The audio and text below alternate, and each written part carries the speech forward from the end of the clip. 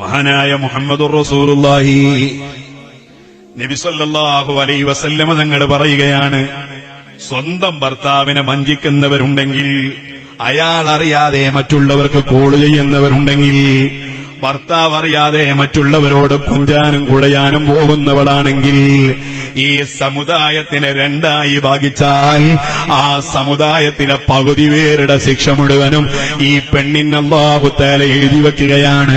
ഞാനായിട്ട് പറഞ്ഞതല്ല, മുഹമ്മദുർ റസൂലുള്ളാഹി തോഹ മുഹമ്മദുർ റസൂലുള്ളാഹി സ്വല്ലല്ലാഹു അലൈഹി വസല്ലം തങ്ങൾ പറയുകയല്ലേ, ചെറിയ വഞ്ചനക്ക് പോലും അല്ലാഹു തആല ഇത്രയും വലിയ ശിക്ഷ കൊടുക്കുകയാണ്.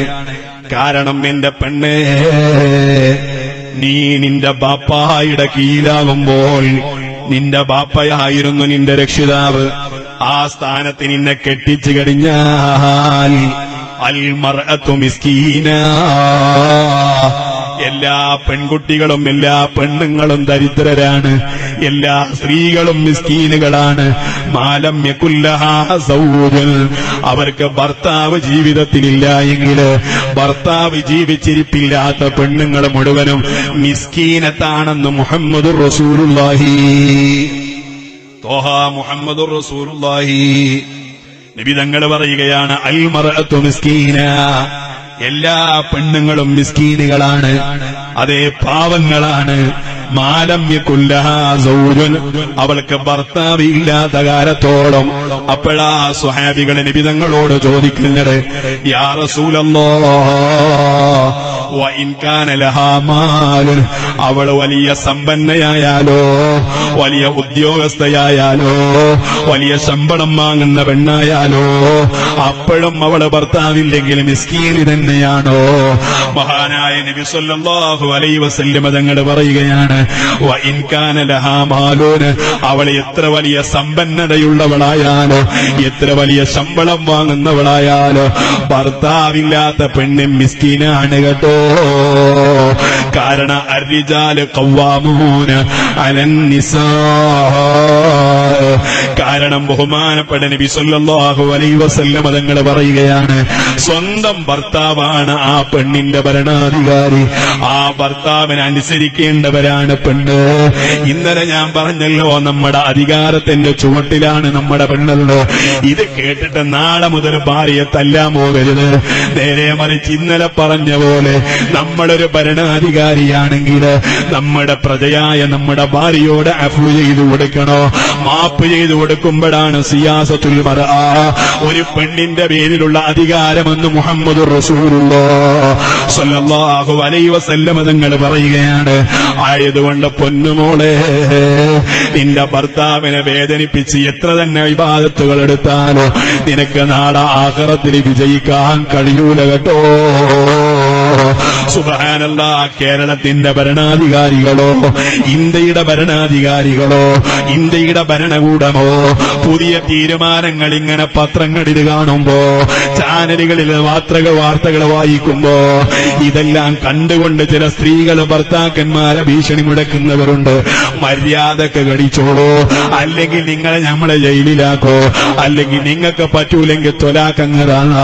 കാരണം തൊലാക്ക് 3 ഒപ്പം ചൊല്ലിയാ തൂക്കിയവർക്ക് അവർക്കെതിരെ വലിയ ക്രിമിനൽ കുറ്റമെടുക്കുമെന്ന് പുതിയ തീരുമാനമാണ്. ഇങ്ങനെ സ്വന്തം ഭർത്താവിനോട് തൊലാക്ക് വാങ്ങുന്നവരുണ്ട്, ഭർത്താവിനെ ഭീഷണിപ്പെടുത്തുന്നവരുണ്ട്. നിങ്ങൾക്ക് പറ്റൂലെങ്കിൽ പിന്നെ അങ്ങ് തൊലാക്ക് ചൊല്ലിക്കൂടെ എന്ന് പറഞ്ഞുകൊണ്ട് കണ്ണുരുട്ടുന്ന പെണ്ണുണ്ടല്ലോ, ഭർത്താവിനെ ഭീഷണിപ്പെടുത്തുന്ന പെണ്ണുണ്ടല്ലോ. മഹാനായ നബി സല്ലല്ലാഹു അലൈഹി വസല്ലം തങ്ങൾ പറയുകയാണ്, അയ്യുമംറഅത്തിന സഅലത സൗജഹാ, അതേ ഒരു പെണ്ണ് സ്വന്തം ഭർത്താവിനോട് ഒരു ആവശ്യവുമില്ലാതെ ഒരു പെണ്ണെങ്ങാനും ത്വലാഖ് ചോദിച്ചാൽ ഫഹറാമുൻ അലൈഹാ റായിയത്തുൽ ജന്ന, സ്വർഗത്തിന്റെ വാസന പോലും അവൾക്ക് ഹറാമാണ്. മുഹമ്മദുർ റസൂലുള്ളാഹി തോഹ മുഹമ്മദുർ റസൂലുള്ളാഹി.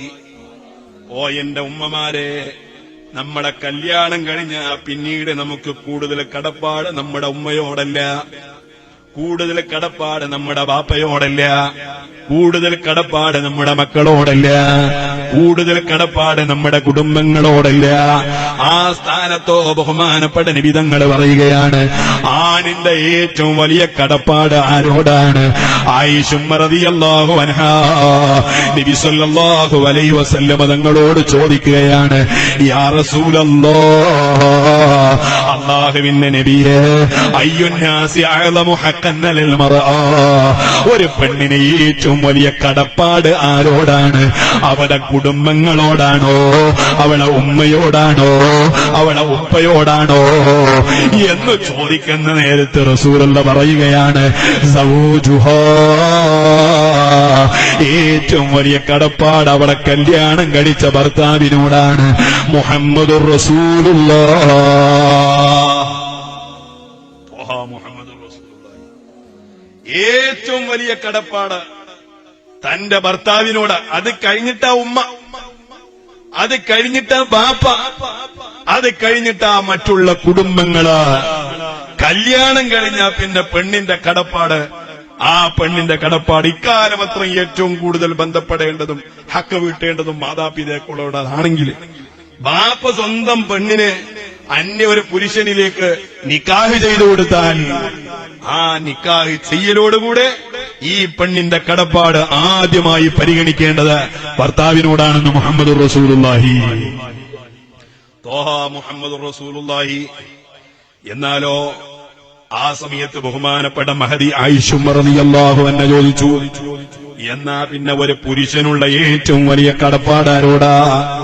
ഫഅയ്യുന്നാസി അഅലമു ഹഖ്ഖൻ ലിർറജുലി, ഒരു പുരുഷന് വേണ്ടുന്ന ഏറ്റവും വലിയ കടപ്പാടാരാ? പെണ്ണിനോടാണോ? അല്ല അല്ല. ഭാര്യയോടാണോ? അല്ല അല്ല. മക്കളോടാണോ? അല്ല അല്ല. ആ നേരത്ത് റസൂലുള്ളാഹി നബി സല്ലല്ലാഹു അലൈഹി വസല്ലം തങ്ങൾ പറഞ്ഞു, ഉമ്മുഹു, അതാ പുരുഷന്റെ ഉമ്മയോടാണ് മുഹമ്മദുർ റസൂലുള്ളാഹ്. ഭാര്യയ്ക്ക് ഏറ്റവും വലിയ കടപ്പാട് ഭർത്താവിനും എന്ന് വെച്ചാൽ ഈ ഭാര്യന്റെ ഉമ്മയുടെ സ്ഥാനത്താണ് സ്വന്തം ഭർത്താവ്. പിന്നെങ്ങനെ വേദനിപ്പിക്കും, പിന്നെങ്ങനെ കഷ്ടപ്പെടുത്തും? മഹാനായ അഷ്റഫുൽ ഖൽഖ് മുഹമ്മദുർ റസൂലുള്ളാഹി നബി തങ്ങൾ പറഞ്ഞത് ഉമ്മയുടെ കാൽപ്പാടിലാണ് കാലിന്റെ താഴ്ഭാഗത്ത് സ്വർഗമാണ്. പക്ഷേ കല്യാണം കഴിച്ച പെണ്ണെ, നിന്റെ സ്വർഗം നിന്റെ ഭർത്താവിന്റെ കാലിന്റെ ചുവട്ടില്. മുഹമ്മദുർ റസൂലുള്ളാഹി നബി തങ്ങൾ പഠിപ്പിച്ചതാ. സൂക്ഷിച്ച് കളിച്ചോളണം. സംഭവം നമുക്ക് നിയമങ്ങളൊക്കെ അനുകൂലമായിരിക്കും. ആണും പെണ്ണും തർക്കം കൂടിയാൽ കോടതി ആരാ?